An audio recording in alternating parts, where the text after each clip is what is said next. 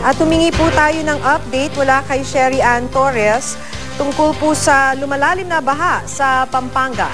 She? Yes, katatapos lamang natin makausap si Attorney Andres Pangilinan, ang Provincial Administrator ng lalawigan ng Pampanga. At sabi nga niya, katatapos lang din daw ng kanilang isinagawa na Provincial Disaster Risk Reduction Management Council meeting. At doon, napag-alaman na 1 p.m., 21 doon sa 22 munisipalidad dito sa Pampanga ay nagpapatuloy pa na lubog sa baha.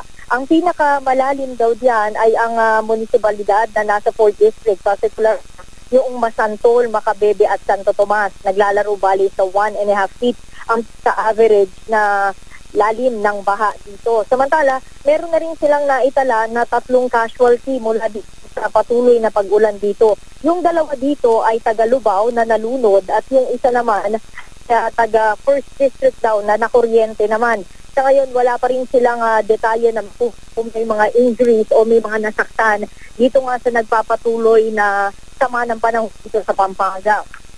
Samantala, maliban doon, ay nagkakaroon din daw sila ngayon na patuloy pa rin na assessment kung meron na bang naitatala ng mga damages sa mga properties, gayon din sa infrastructure. Kaya lang, ang sinasabi nitong si Administrator Pangilinan, dahil nga karamihan ng munisipalidad ay nakalubog pa rin sa baha, hindi pa nila talaga mai-assess ng mabuti kung ilan talaga ang kailangan nila na i-rehabilitate oras na matuyo o oras na bumaba na yung baha dito, no? Samantala, kabi-kabila yung mga evacuation centers na ngayon at ang pinakahuli ay na napuntahan natin kanina ay yung nandito sa bayan na Santo Tomas at sa Minali na pawang nakapalibot doon sa dike na kanina lamang ay naiulat natin na gumuho na yung pinaka-earth dike na side. Bukas, muli magmi-meeting yung PDRRMC para i-assess kung maaari na nilang ibalik yung klase at gayon din yung mga tanggapan opisina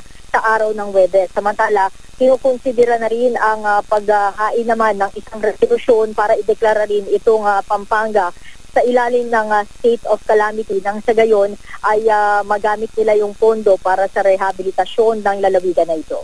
Yan muna, latest mula dito sa Pampanga. Balik sa inyo. Maraming salamat, Sherry Ann Torres.